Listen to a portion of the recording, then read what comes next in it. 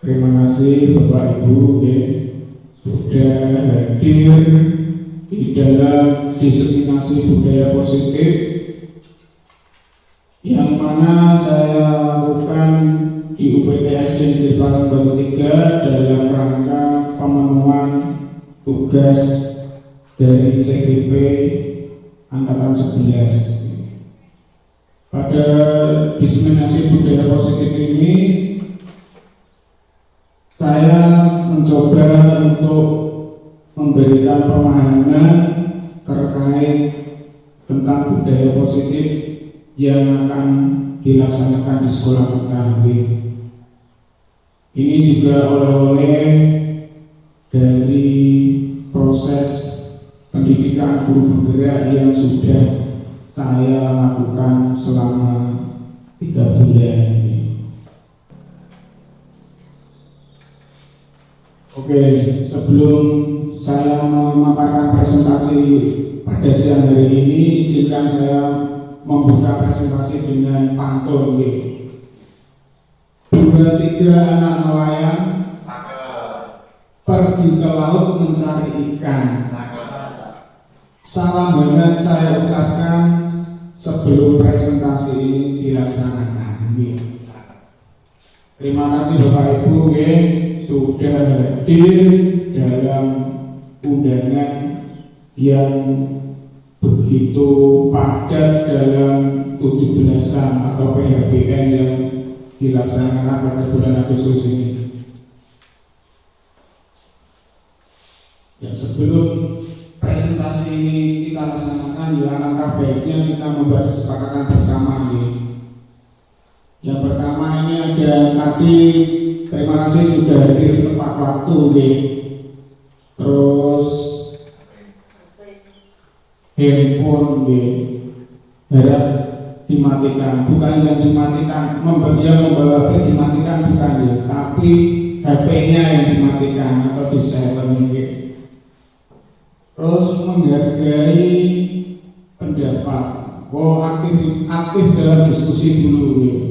Nanti diharapkan Bapak Ibu peserta aktif dalam diskusi ya. Terus yang keempat, menghargai pendapat ya. Dan yang terakhir ada mengikuti kegiatan sampai selesai ya. Sepakat ya? Atau mungkin ada tambahan untuk kesepakatan bersama? Tambah oke. Kalau sudah, saya lanjutkan ke presentasi ya. Budaya positif di sekolah. Apa itu budaya positif di sekolah? Tujuan dari presentasi atau aksi nyata yang saya sampaikan atau saya buat ini yaitu menumbuhkan budaya positif di sekolah dengan meyakini nilai-nilai kebijakan universal serta meningkatkan pengetahuan dan pemahaman tentang budaya positif. Yang kedua, menciptakan murid yang merdeka dan disiplin diri yang kuat serta terbentuknya motivasi intrinsik pada murid dengan pembuatan keyakinan kelas. Ini tujuan dari aksi nyata yang saya buat. Nah, di sini timbul pertanyaan, apakah menciptakan suasana positif di lingkungan sekolah itu penting? Apa alasannya? Terus pertanyaan yang kedua, bagaimana Anda dapat menciptakan suasana positif di lingkungan Anda selama ini? Sebelum menjawab dua pertanyaan ini, mari kita cermati atau melihat video yang akan saya putar.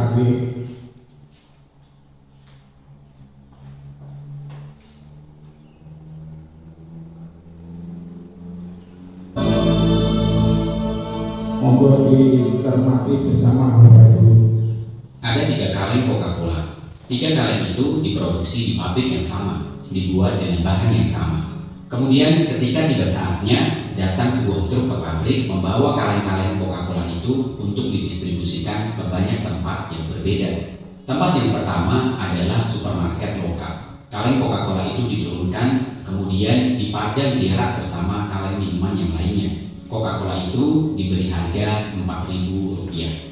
Tempat distribusi yang kedua adalah pusat perbelanjaan besar. Di sana Coca-Cola diturunkan. Kaleng-kaleng itu ditempatkan di sebuah cooler atau kulkas agar dingin untuk memberikan kenikmatan yang lebih untuk para pembelinya. Satu kaleng Coca-Cola dijual dengan harga Rp7.500. Kemudian pemberhentian yang terakhir adalah hotel bintang 5. Kaleng-kaleng Coca-Cola itu diturunkan.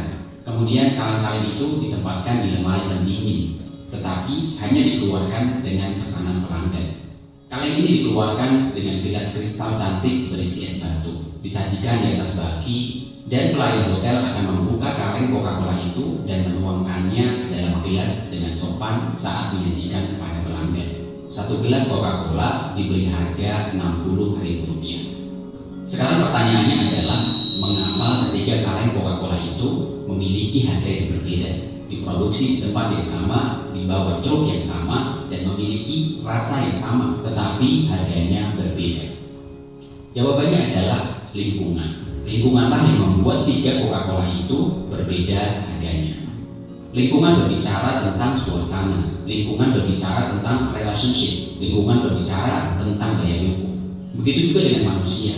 Semua orang pasti punya potensi, semua orang pasti punya bakatnya masing-masing, termasuk diri kita juga.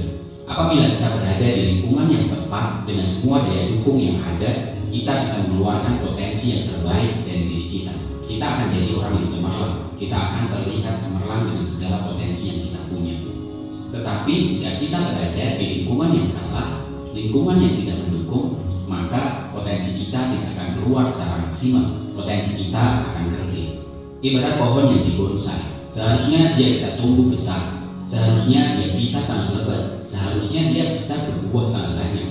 Tetapi karena tidak ada daya dukung atau justru dikekang, pohon itu menjadi kerdil. Orang yang sama, bakat yang sama, kemampuan yang sama, hasilnya akan sangat berbeda jika berada di tempat yang berbeda.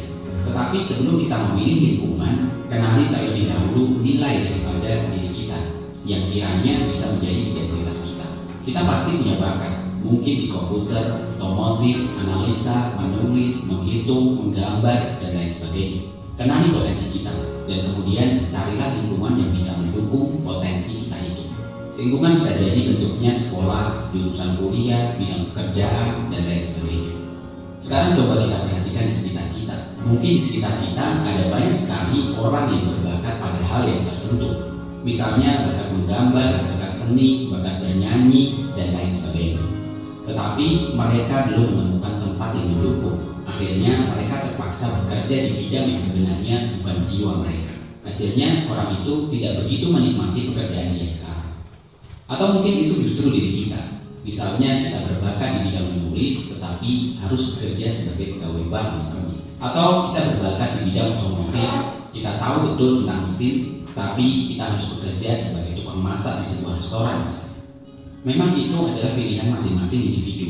Memang kadang karena terdesak kebutuhan, kita harus mengambil segala peluang yang ada, meski harus mengorbankan idealisme, bakat, atau skill yang kita miliki. Tapi paling tidak kita sadar, jadikan itu sebagai sebuah batu loncatan saja. Tetap lebih baik jika kita memiliki impian untuk bekerja di bidang yang kita sukai, di bidang yang kita punya potensi di situ, dan tentunya jika kita bekerja di situ, kita akan bahagia jika melakukan pekerjaan kita itu. Selamat mencari bakat dan potensi kita, dan selamat mencari lingkungan terbaik untuk diri kita, dan jadilah diri kita yang terbaik.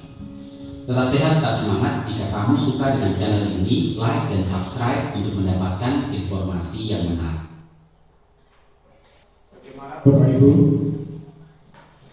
tadi sudah melihat cuplikan video tentang lingkungan mempengaruhi cita-cita dan kenyamanan dalam bekerja.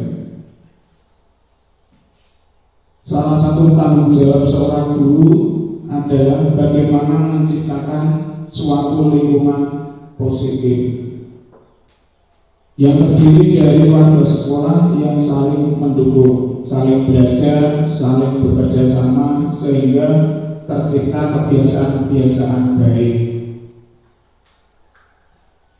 Dari kebiasaan-kebiasaan baik akan tumbuh menjadi karakter-karakter baik warga sekolah tersebut, dan pada akhirnya karakter-karakter dari kebiasaan-kebiasaan baik akan membentuk sebuah budaya positif, menciptakan lingkungan positif. Agar terbentuk suatu budaya positif adalah suatu proses perjalanan pendidikan yang harus kita jalani, karena ini merupakan tanggung jawab kita semua.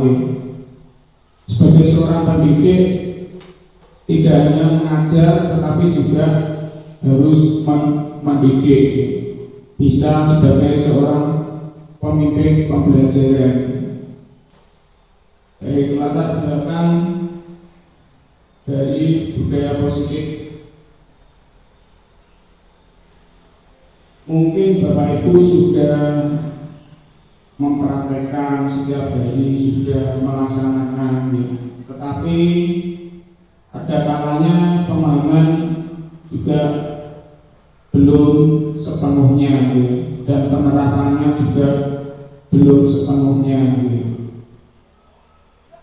Seperti perubahan paradigma belajar, disiplin positif, kebutuhan dasar manusia, motivasi perilaku manusia, posisi kontrol guru, keyakinan kelas, dan segitiga restitusi. Semua itu diharapkan bisa kita pahami dan kita laksanakan di sekolah ini. Dan ada kalanya murid itu tidak suka peraturan karena selama ini ketika mereka melakukan pelanggaran maka akan mendapatkan hukuman dan cenderung mereka merasa tertekan.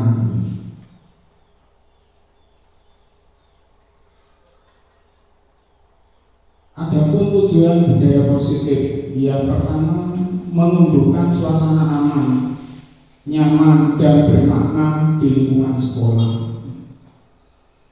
Bermakna dalam arti pengajaran yang membuat mereka menjadi semakin baik, menjadi semakin positif. Yang kedua, menumbuhkan nilai-nilai profil pelajar Pancasila.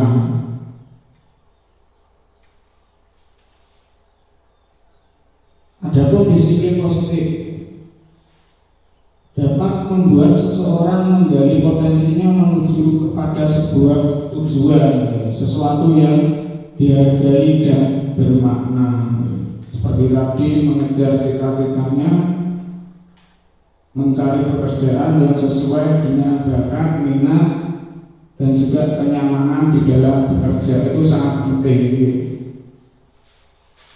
Nilai kebajikan universal meliputi hal-hal seperti keadilan, tanggung jawab, kejujuran, bersyukur, lurus hati, berprinsip, integritas, kasih sayang, rajin, komitmen, percaya diri, kesabaran, dan masih banyak yang lainnya.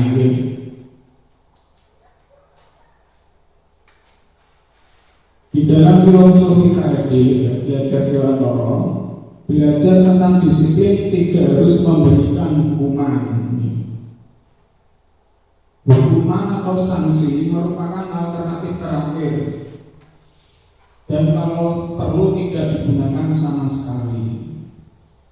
Mengapa demikian? Karena dengan hukuman akhirnya murid-murid tadi bisa mengenai mentalnya, mungkin ada yang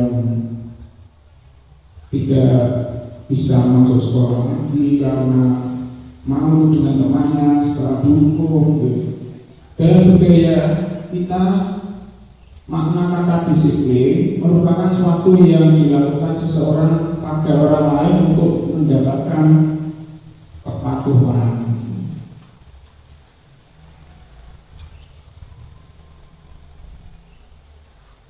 Nah, di sini ada suatu permainan. Silakan Bapak Ibu mengambil secari kertas kecil biar tidak ngantuk.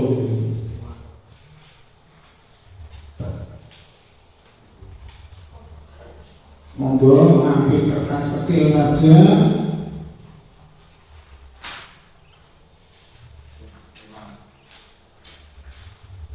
Ini untuk membuktikan siapa yang sesungguhnya memegang kontrol baru.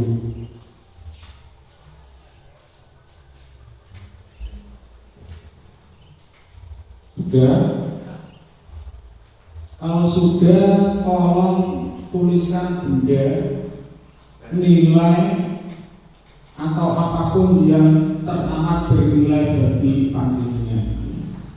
Bisa nama, bisa barang, bisa binatang peliharaan, sudah bisa. Mungkin keluarganya, ya, silakan dituliskan. Kemudian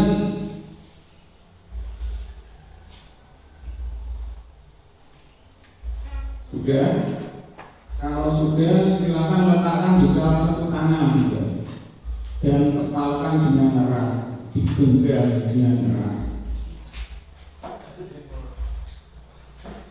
Bayangkan, ya, kemudian bayangkan ada satu orang di dekat Anda yang mencoba berbagai cara untuk membuka kepalan tangan. mengambil sesuatu yang paling bernilai bagi Anda. Anda berusaha melepaskannya atau tetap menggenggam erat. Apa yang terjadi, ya? Sesuatu yang di genggaman itu sangat berharga.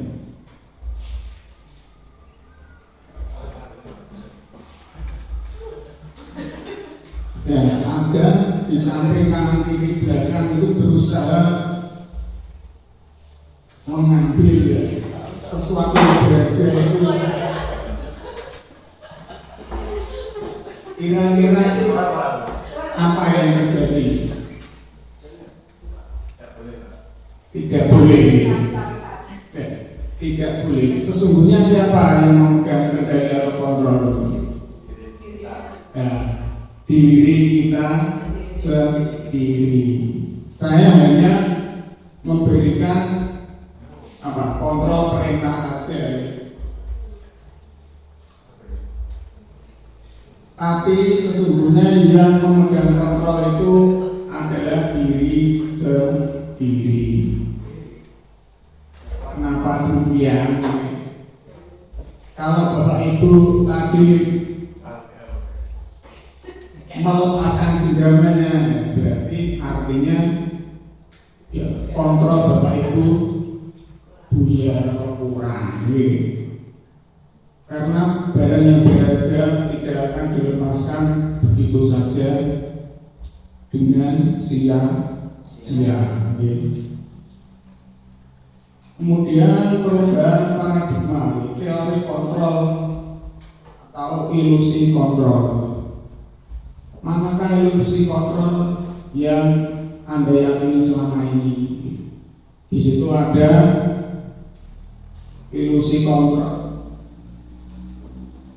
Ada ilusi kontrol, ilusi guru yang dapat mengontrol murid. Ada lagi ilusi bahwa kritik dan membuat orang merasa bersalah dapat menguatkan karakter.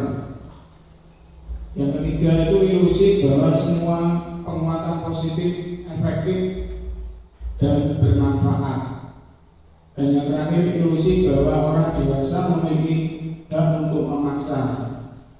Kira-kira Bapak Ibu selama ini dari keempat ilusi ini yang paling sering digunakan itu yang mana? Yang memaksa. Yang memaksa, gitu. Berarti Bapak Ibu, bahwa orang dewasa itu memiliki hak untuk memaksa, dan itu tidak boleh digunakan lagi, ya, atau dilanjutkan lagi, ya. Karena apa? Pesan dari cuplikan video tadi hanya sequel video, ya, bahwa apa? Seseorang itu akan nyaman dengan cita-cita yang sudah diraih dan dalam posisi yang nyaman. Lanjut ke teori motivasi, hukuman dan penghargaan dan restitusi. Di sini ada teori motivasi perilaku manusia. Adapun untuk menghindari ketidaknyamanan atau hukuman, ini adalah motivasi eksternal. Seseorang melakukan sesuatu hanya untuk menghindari ketidaknyamanan atau hukuman. Seperti siswa berangkat pagi karena tidak ingin kena hukuman. Ini termasuk motivasi eksternal karena ada batasan-batasan atau aturan di sekolah. Yang kedua, untuk mendapatkan imbalan dari orang lain atau institusi. Apa yang akan saya dapatkan apabila saya melakukannya? Nah, ini juga merupakan motivasi eksternal, karena dia melakukan sesuatu hanya imbalan dari orang lain. Yang ketiga, untuk menghargai diri sendiri. Ini termasuk motivasi internal. Karena saya akan menjadi orang yang seperti apa bila saya melakukannya. Ini termasuk motivasi internal dari dalam diri kita sendiri. Lanjut ya. Perubahan paradigma. Perubahan paradigma stimulus respon. Stimulus respon. Kita mencoba mengubah orang agar berpandangan sama dengan kita. Teori kontrolnya, kita berusaha memahami pandangan orang lain tentang dunia. Perilaku buruk dilihat sebagai suatu kesalahan yang tidak cukup sampai minta maaf. Teori kontrolnya, semua perilaku memiliki tujuan, baik itu tujuan yang positif maupun negatif. Orang lain bisa mengontrol saya, hanya Anda yang bisa mengontrol diri Anda.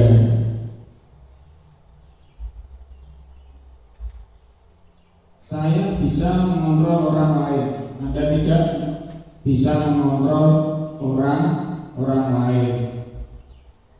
Pemaksaan ada pada saat rujukan gagal. Kolaborasi, konsensus menciptakan pilihan-pilihan baru. Model berpikir menang atau kalah. Teori kontrolnya model berpikir menang. Menang. Tidak mau kalah dia.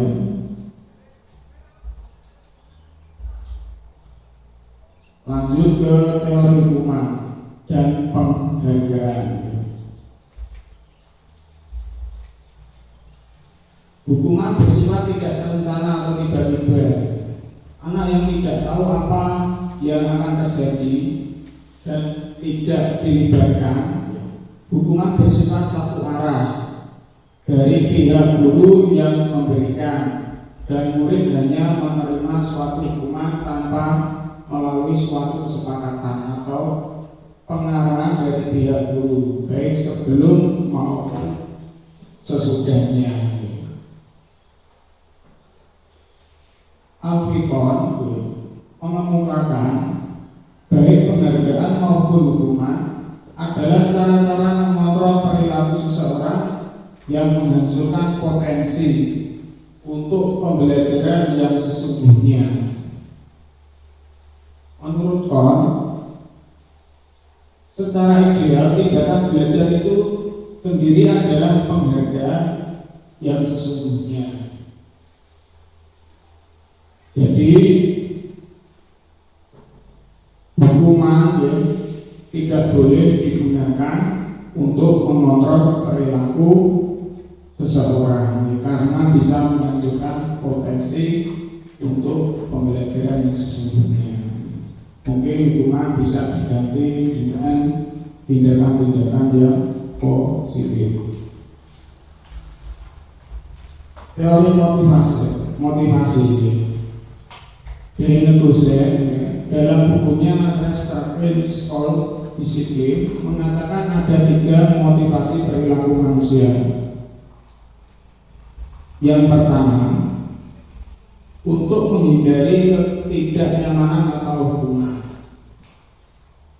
Yang kedua, untuk mendapatkan imbalan atau penghargaan dari orang lain. Dan yang ketiga, untuk menjadi orang yang mereka inginkan. Dan lanjut, ada 5 kebutuhan dasar manusia. Yang pertama yaitu bertahan hidup, dan yang kedua cinta dan kasih sayang, yang ketiga kesenangan, yang keempat kebebasan, Dan yang kelima adalah kekuasaan.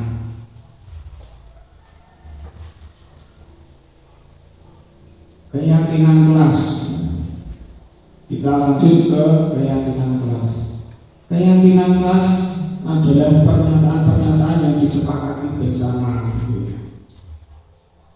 baik oleh guru atau semua murid, yang untuk menjadi pedoman dalam bersikap dan berperilaku di kelas. Dalam keyakinan kelas sebaiknya menggunakan kalimat positif. Kalimat positif lebih mudah dipahami dibandingkan kalimat negatif yang mengandung kata seperti dilarang atau tidak. Berikut langkah-langkah membuat keyakinan kelas.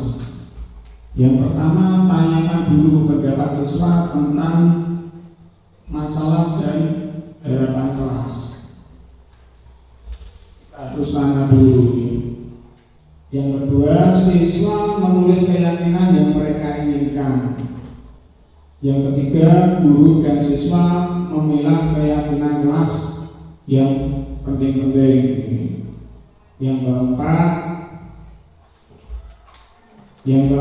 mengubah keyakinan kelas menjadi kalimat positif. Yang kelima, mengecek atau dan menyepakati keyakinan kelas yang sudah dituliskan.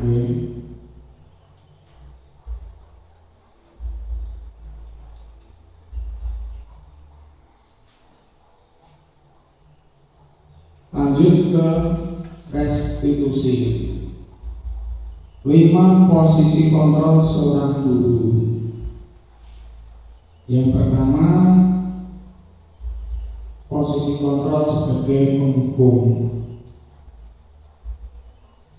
Yang kedua, membuat orang merasa bersalah. Mungkin kita sering di posisi kontrol yang pertama ini untuk selama ini, dan kedepannya kita bisa mengganti kontrol penghukum ini untuk kegiatan yang lebih positif. Yang ketiga, guru sebagai teman. Keempat, guru sebagai pemantau. Dan yang kelima, guru sebagai manajer. Posisi kontrol kita yang paling baik adalah sebagai manajer ini. Mengapa demikian? Karena nantinya guru akan memberikan pilihan kepada siswa yang berbuat kesalahan itu, memilih sendiri bagaimana caranya menyelesaikan.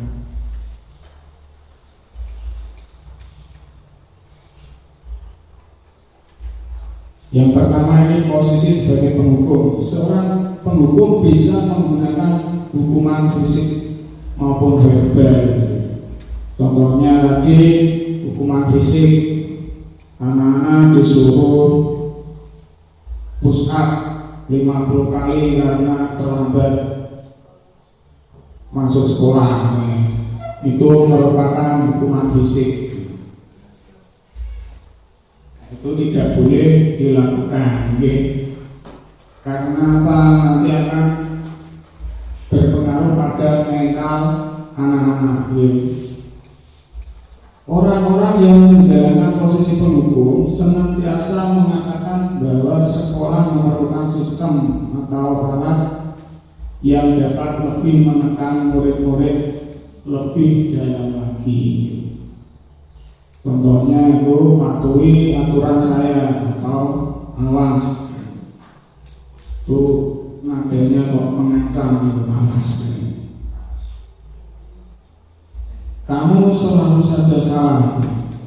Ini membuat mental anak sedikit berpengaruh ini, bukan sedikit ya. Terkadang tidak mau masuk karena sudah dihukum gurunya. Oke.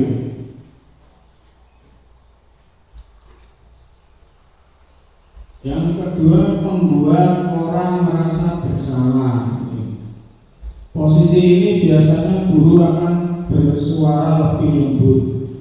Membuat orang merasa bersalah akan menggunakan keheningan yang membuat orang lain merasa tidak nyaman, bersalah atau rendah diri.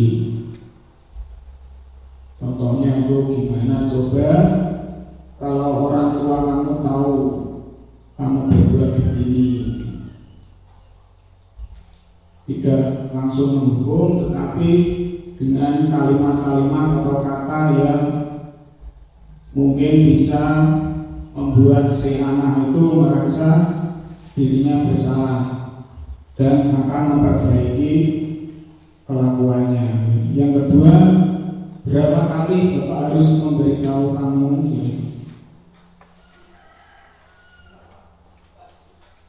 Dan sebagai seorang pendidik atau guru itu harus bisa mengontrol dirinya sendiri, tidak harus langsung menghukum tanpa alasan. Walaupun ada alasannya tidak boleh dihukum.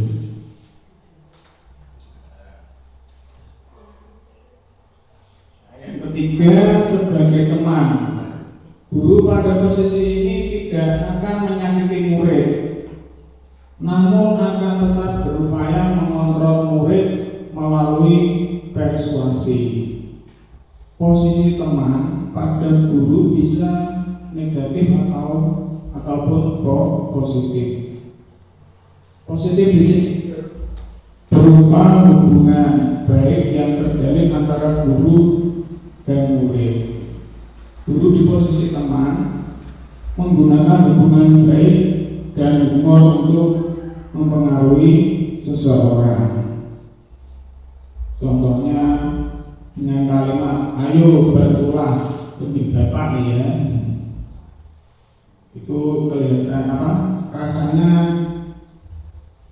lebih halus gitu. Ya sudah, kali ini tidak apa-apa, nanti ibu bantu bereskan.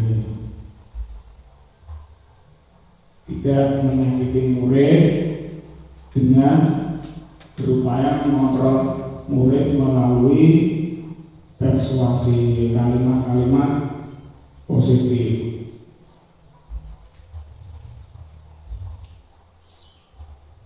Dan yang keempat, sebagai monitor atau pemantau. Memonitor berarti mengawasi. Pada saat kita mengawasi, kita bertanggung jawab atas perilaku orang-orang yang kita awasi. Posisi pemantau berdasarkan pada peraturan-peraturan dan konsekuensi. Dengan menggunakan sanksi atau konsekuensi, kita dapat memisahkan hubungan pribadi kita dengan murid. Sebagai seseorang yang menjalankan posisi pemantau, dengan cara apa ya? Kita mengingatkan kepada siswa ya, peraturannya apa, ya, kita tanya dulu jika mereka berbuat salah. Sanksinya apa ya, atau konsekuensinya apa ya. Kita tanyakan dulu ya. Apa yang telah kamu lakukan. Dari kalimat-kalimat itu mungkin siswa nanti bisa menggali atau menceritakan apa yang sudah mereka lakukan untuk memperbaikinya. Posisi yang terakhir yaitu posisi sebagai manajer atau pimpinan. Manajer adalah posisi mentor di mana guru berbuat sesuatu bersama dengan murid. Mempersilahkan murid mempertanggungjawabkan perilakunya, mendukung murid agar dapat menemukan solusi atas masalahnya sendiri. Jadi guru akan meminta murid tadi memilih penyelesaian apa yang sudah dilakukan dengan konsekuensi yang mereka lakukan. Di situ ada contoh, jika kamu meyakininya, apakah kamu bersedia memperbaikinya? Kita membuat kalimat tawaran-tawaran dengan pilihan-pilihan yang akan mereka lakukan. Yang kedua, apa rencana kamu untuk memperbaiki hal ini?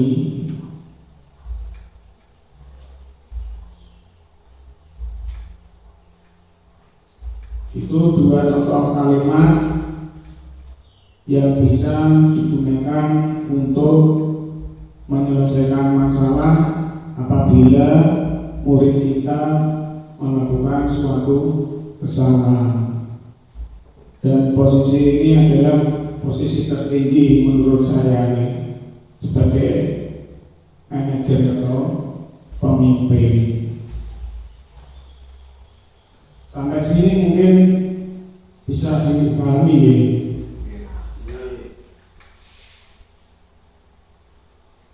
Kita lanjut ke restitusi.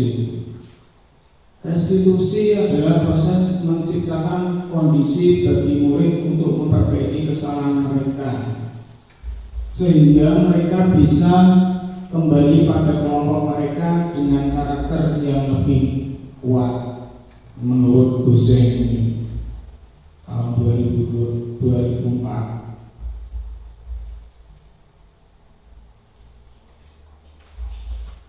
Biar tidak ngantuk ya, saya berikan cuplikan video.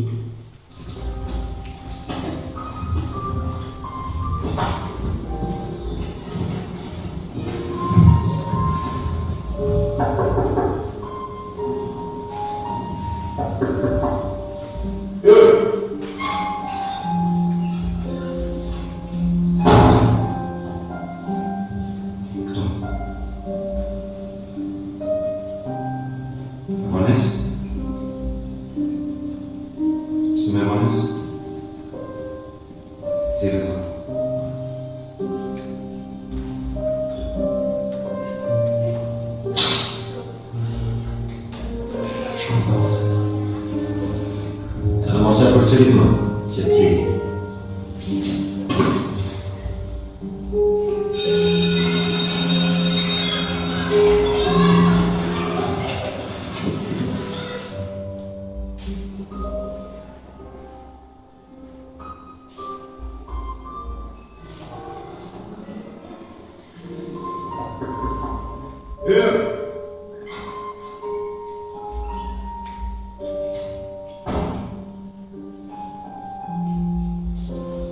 Berapa irmãos?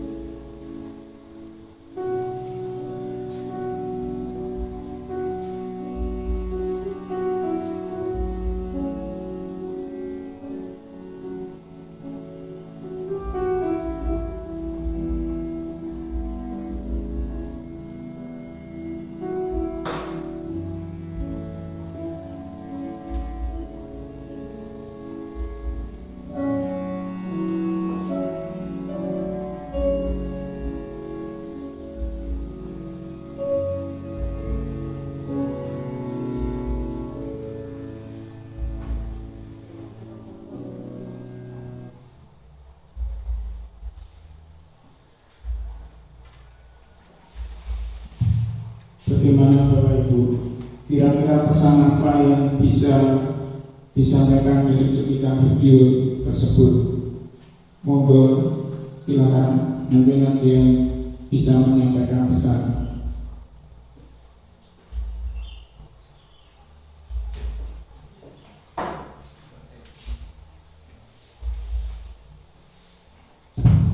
Terima kasih Pak. Kalau melihat dengan video ini, posisi guru tadi ini posisinya penghubung tadi, jadi yang menghubung muridnya yang sering terlambat. Tetapi setelah beliau melihat kejadian yang dialami muridnya tadi, beliau baru menyadari bahwa yang dilakukan oleh murid yaitu dengan menuntun saudaranya tadi sehingga dia terlambat. Sehingga kalau kita bisa menyimpulkan, sebelum kita menghukum kepada anak-anak kita yang melakukan kesalahan, kita harus melihat dulu apa yang menyebabkan mereka itu melakukan kesalahan. Dan memang posisi kita saat ini memang sangat sulit kalau kita berada di posisi manajer, karena memang kondisi kita mungkin banyak permasalahan yang ada di anak-anak, sehingga kita terkadang posisi kita saat ini mungkin bisa di posisi pemantau itu sudah sangat bagus sekali, dan alhamdulillah kita sendiri di posisi penghukum sekarang sudah tidak ada. Anak guru sekarang sudah tidak di posisi penghukum seperti guru-guru yang masa lalu. Mungkin saat kita setelah dulu masih banyak hukuman, tapi sekarang hukuman sudah ditiadakan. Dan tadi jelaskan oleh Pak Ilmi bahwa memang hukuman atau penghargaan itu mohon diminimalkan nanti sesuai dengan materinya. Dan memang betul Pak Ilmi bahwa anak-anak itu mungkin lebih semangat kalau diberikan penghargaan atau hadiah, tapi dengan materi yang disampaikan Pak Ilmi tadi bahwa penghargaan itu akan membuat mereka lebih terbuka, lebih semangat kalau ada hadiahnya, dan itu sangat menurunkan prestasi mereka. Sehingga kami nanti ke depannya juga akan mengurangi hukuman, meminimalisir penghargaan, sehingga anak-anak nanti kalau melakukan kesalahan mereka memperbaiki sesuai dengan yang mereka inginkan tanggung jawabnya. Terima kasih. Assalamualaikum warahmatullahi wabarakatuh. Assalamualaikum warahmatullahi wabarakatuh. Terima kasih disampaikan pada Pak Adi Susanto. Memang benar tadi sebuah cuplikan video itu memiliki makna penyesalan seorang guru, karena menghukum siswanya tanpa mengevaluasi dulu kesalahan yang diperbuat itu, kenapa dia bisa melakukan hal seperti itu, langsung saja dihukum. Dan pada akhirnya karena mengetahui tindakan dia melakukan keterlambatan sekolah karena ada keluarganya yang sakit, akhirnya si guru tersebut merasa menyesal, sudah memilih posisi penghukum sebagai pendidik.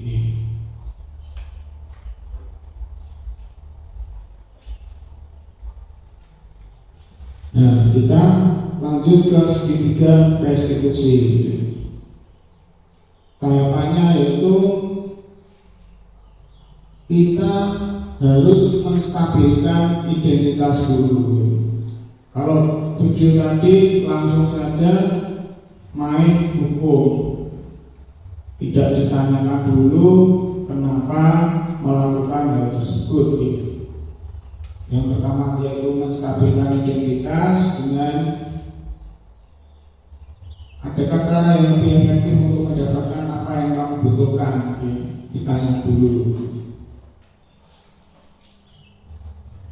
Yang kedua, validasi tindakan yang salah,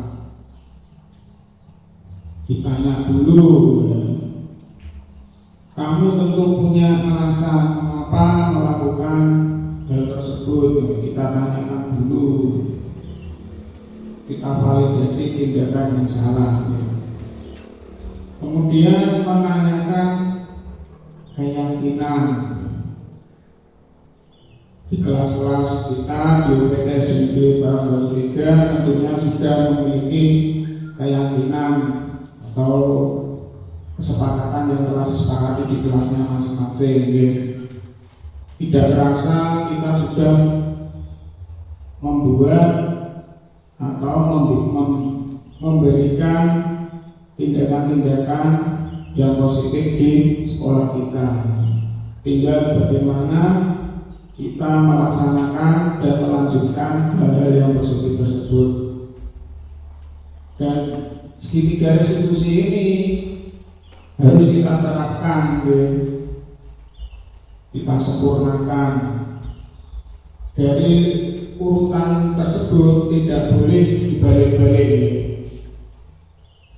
Kita menanyakan keyakinan dulu, baru menstabilkan identitas, itu tidak boleh. Harus dari menstabilkan identitas dulu, baru kemudian validasi tindakan yang salah, kemudian menanyakan keyakinan. Keyakinan yang sudah sepakati dan akhirnya bisa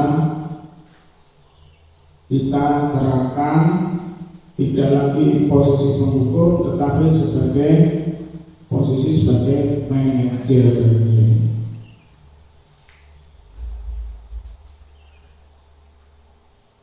Segitiga restitusi. Nah, langkahnya itu menstabilkan identitas lagi, kita semua akan melakukan hal yang terbaik yang bisa kita lakukan. Validasi tindakan, semua perilaku memiliki alasan. Tidak hanya perilaku negatif saja, perilaku positif juga memiliki alasan. Dan menanyakan keyakinan.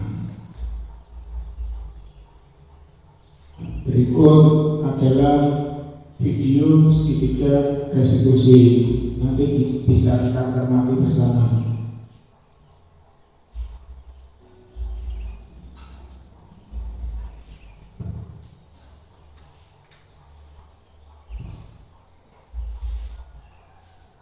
Siang Sarah.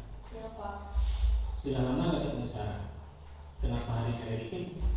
Kesel Pak, kesel banget. Masa aku dikatain tukang fitnah Pak? Ya aku marah lah.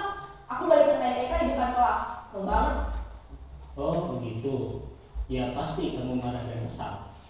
Bapak juga akan marah apabila ada yang menuduh Bapak seperti itu. Kemudian pada saat itu kamu mau melakukan apa? Ya saya langsung ngatain mereka lah Pak. Kesel banget. Saya bentak-bentak dia depan teman-teman lain. Oh begitu.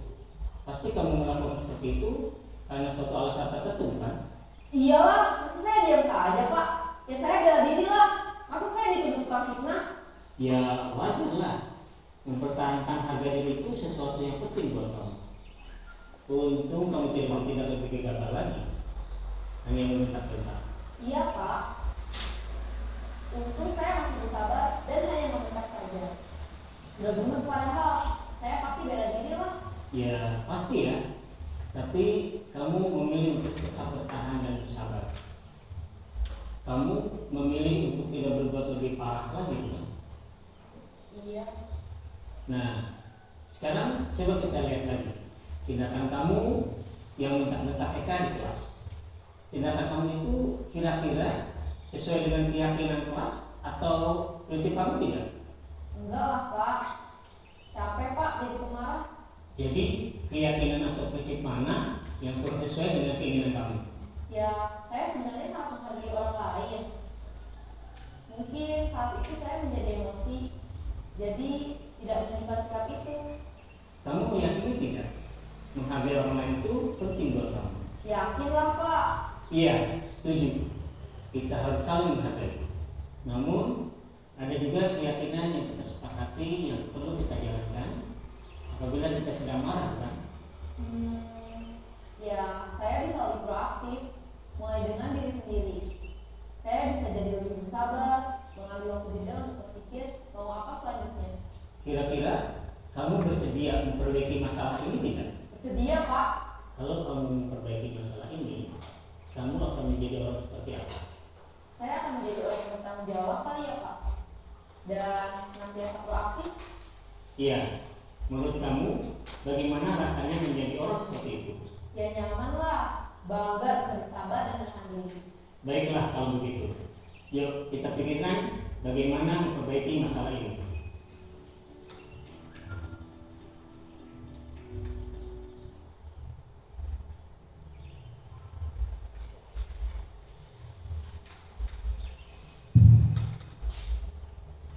Cuplikan video ini ya, bisa kita gunakan sebagai contoh ya, dalam segitiga restitusi.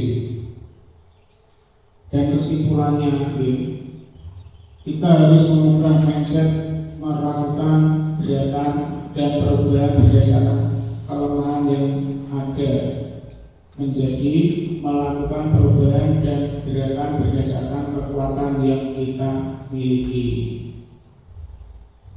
Sampai kelemahan itu tidak nampak tertutup oleh kekuatan.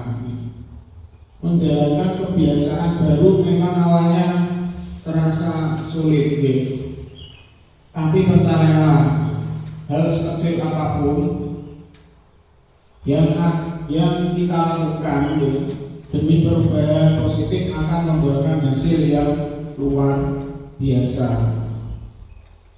Jadilah teladan baik bagi anak didikmu. Berkolaborasi, kerjasama adalah kunci dalam melakukan perubahan kebiasaan yang positif.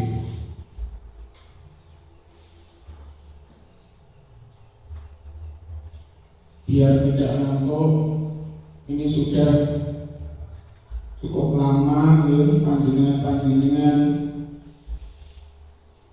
mendengarkan refleksi yang bisa disampaikan dari panjenengan apa kira-kira dari presentasi yang sudah saya sampaikan.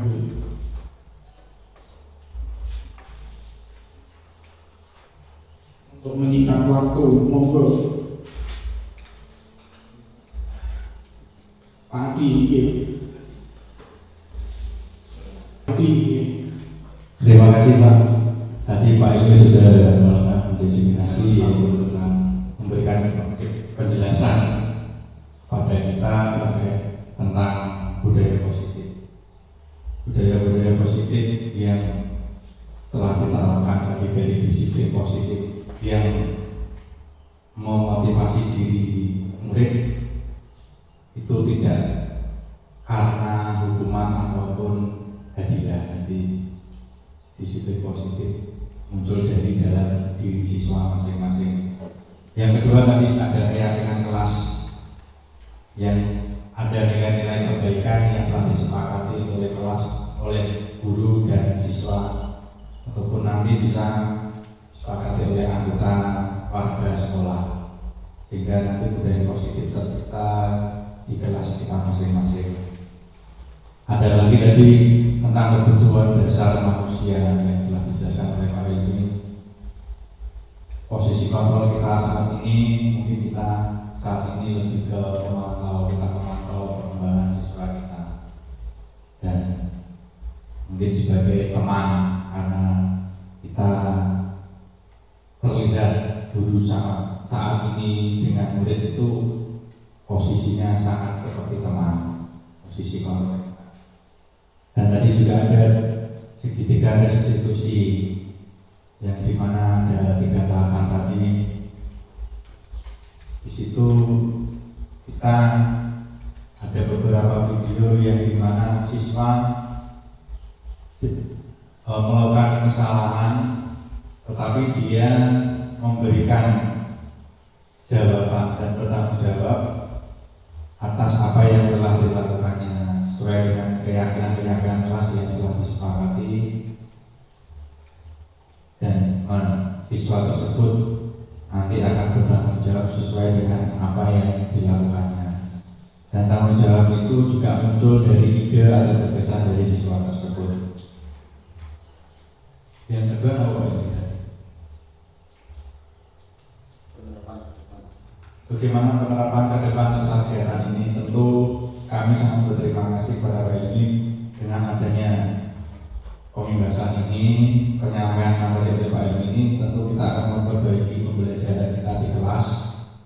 Apabila ada masalah atau kejadian-kejadian yang dilakukan oleh siswa, tentu kita harus mengontrol diri kita sehingga siswa muncul minat dan bakatnya, dan tanpa ada rasa takut mereka nyaman dan aman melakukan pembelajaran di sekolah PTSD Negeri Parang Batu 3. Tentunya dengan kolaborasi kerjasama dengan seluruh warga PTSD Negeri Parang Batu 3, dari Bapak Kepala Sekolah, Bapak Ibu pendidik dan tenaga pendidikan, murid, serta bantuan dari orang tua wali siswa.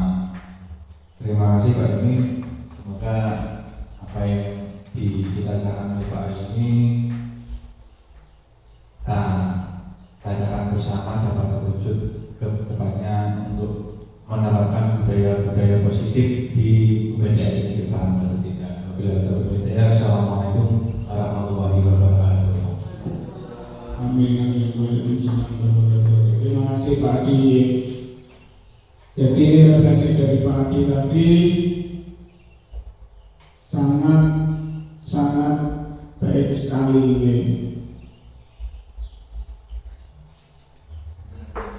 Mungkin ada yang lain sebelum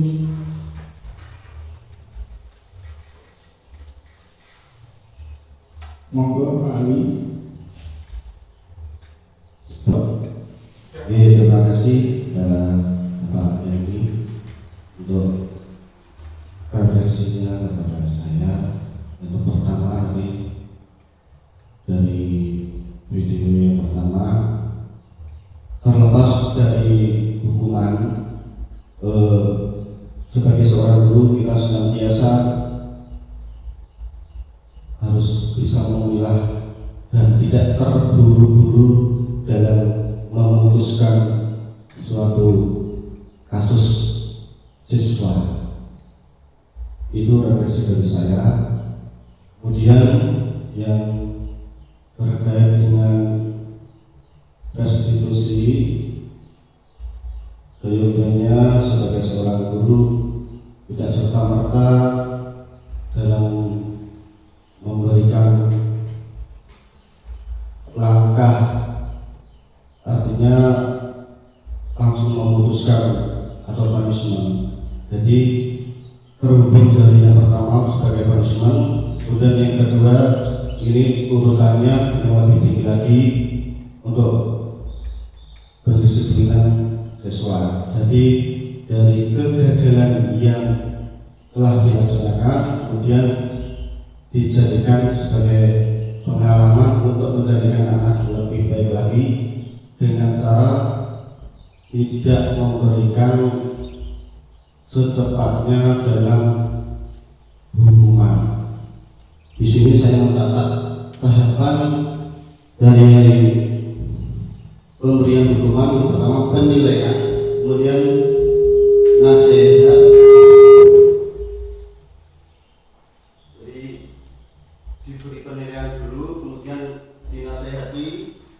dibimbing. Setelah itu kemudian baru kita mengadakan larangan di sekolah atau di siswa dalam kelas itu, kemudian teguran, baru peringatan, dan kita kalaupun dalam pembelajaran kita itu kurikulum merdeka, kita untuk sejauh tidak memberikan punishment atau hukuman. Jadi demikian dari saya. Terima kasih. Assalamualaikum warahmatullahi wabarakatuh. Waalaikumsalam. Terima kasih dari Pak Ewi yang telah disampaikan. Tepuk tangan untuk kita semua. Jadi memang benar dari Pak Adi, Pak Ewi, bahwa kita tidak boleh mengambil keputusan yang tergesa-gesa dalam menyikapi suatu hal. Kita evaluasi dulu supaya apa nantinya akan menjadi lebih baik lagi. Demikian presentasi diseminasi yang saya sampaikan. Sebelum saya tutup, saya akan membacakan sebuah pantun. Tadi ada pantun pembukaan dan diwajibkan untuk ditutup dengan pantun penutupan. Buah mangga di sayap-sayap, dagingnya tebal dimakan nikmat. Mari belajar sepanjang hayat, guru PP3 selalu semangat. Terima kasih Bapak Ibu sudah memenuhi undangan walaupun ala kadarnya. Dan saya minta maaf apabila ada kata-kata atau sikap saya yang kurang berkenan. Saya mohon maaf yang sebesar-besarnya. Saya akhiri bila topik waridaya. Wassalamualaikum warahmatullahi